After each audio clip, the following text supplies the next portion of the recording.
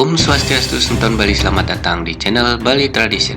Mungkin Semeton Bali sudah tahu lokasi Paseong atau dikenal dengan Broken Beach.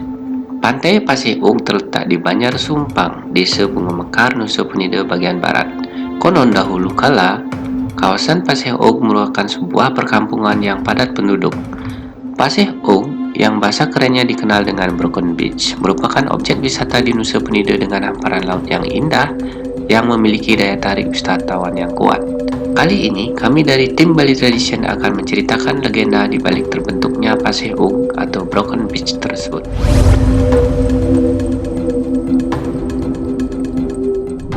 Diceritakan, dahulu kala seputaran Paseong ini dihuni oleh beberapa keluarga petani.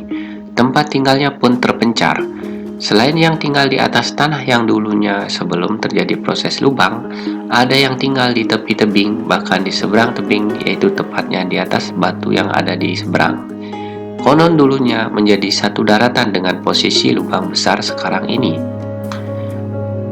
Menurut legenda, terbentuknya Paseong ini bermula dari salah satu keluarga petani yang bermukim tepat di atas daratan yang belum terbentuk lubang besar yang menganga tersebut.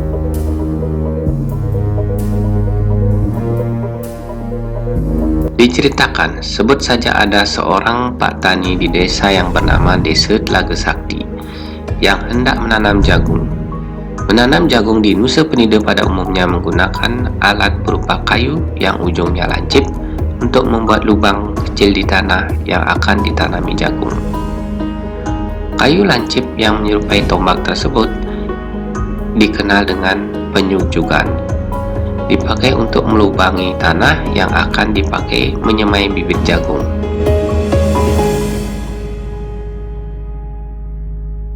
Saat Pak Tani membuat alat tersebut dengan kayu yang telah diperoleh dari hutan seputaran Paseong ini, lalu dilancipkan menggunakan parang di bawah pohon besar dan beralaskan akar pohon tersebut.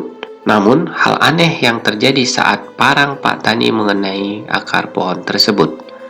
Akar pohon yang terkena parang Pak Tani terluka dan mengeluarkan darah serta membuat masyarakat Desa Telaga Sakti heran. Setelah mereka mengamati secara seksama, ternyata darah yang keluar itu bukanlah akar kayu, tetapi itu sesungguhnya ular besar yang dijadikan alas untuk meruncingkan alat pelubang tanah tersebut. Betapa terkejutnya Pak Tani. Pak Tani itu kemudian mengabarkan kejadian ini kepada warga Desa Telaga Sakti. Selanjutnya, masyarakat di sana membunuh ular tersebut untuk dicari dagingnya. Setelah selesai memotong daging ular itu, beberapa orang dari warga ditugaskan untuk membagikan daging ular itu kepada warga lainnya yang ada di luar Desa Telaga Sakti. Saat malam tiba, kebetulan malam itu malam purnama, berkumpullah sebagian besar warga Desa Telaga Sakti di pelataran rumah Pak Tani yang menemukan ular tersebut, sembari menceritakan betapa enaknya daging ular tersebut. Lalu tiba-tiba datanglah seorang dengan perawakan kerdil, pendek dengan berbusana kuning tanpa mengenakan pakaian atas dari arah misterius. Versi lain dari cerita ini mengatakan seorang pak tua renta yang kumal. Kemudian orang kerdil ajaib itu menanyakan apakah ada masyarakat di sini menemukan sapinya. Jelas masyarakat Telaga Sakti kebingungan dan menjawab mereka tidak menemukan sapi, tetapi mereka mengatakan menemukan ular.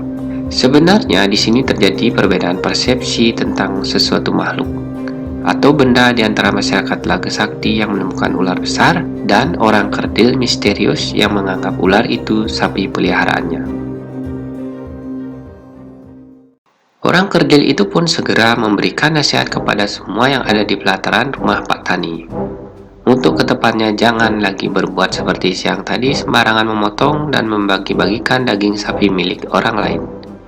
Sebagian warga yang hadir dengan suara yang keras membentak orang kerdil itu dan tidak terima atas nasihatnya, yang secara tidak langsung menuduh warga desa mencuri sapi miliknya.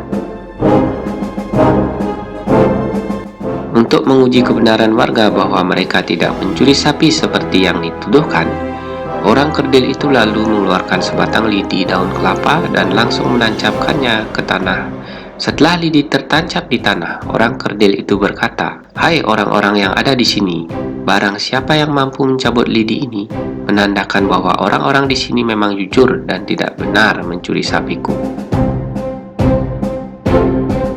Setelah orang kerdil itu selesai berkata, berebutlah warga desa Telaga Sakti yang hadir ingin mencabut lidi tersebut. Apakah yang terjadi?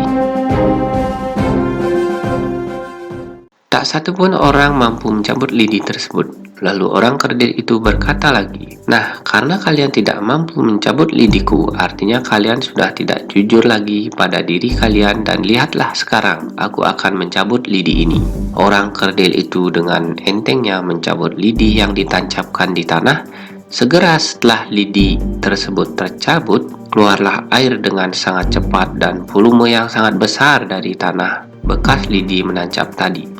Air itu pun bergejolak keras di sebelah barat Pasir Oak, menyerupai gelombang tsunami yang sangat dahsyat, sehingga menghancurkan daratan dan rumah penduduk yang ada di sekitarnya. Lubang besar pun timbul dengan sangat cepat, sehingga rumah yang ada di seputaran lidi tertancap hilang dengan seketika bagaikan ditelan bumi. Orang kerdil itu pun hilang tanpa bekas. Orang-orang seputaran Pasir Oak pun ikut hilang diseret ombak gejolak air laut itu. Hanya beberapa dari mereka yang ditugaskan keluar desa Telaga Sakti membagikan daging ular bisa selamat dari terjangan ombak lautan.